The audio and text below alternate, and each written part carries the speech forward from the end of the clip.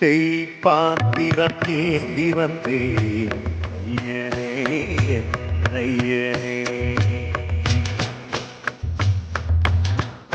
யாமொரு பித்தை பாத்திரம் ஏந்தி வந்தேன் ஐயனே ஐயனே.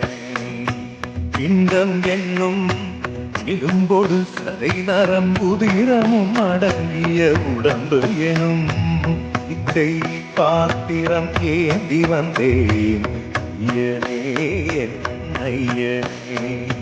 பிண்டம் என்னும் இரும்பொடு சதை நரம்புதிரமும் அடங்கிய உடம்பு எனும் இத்தை பாத்திரம் ஏந்தி வந்தேன்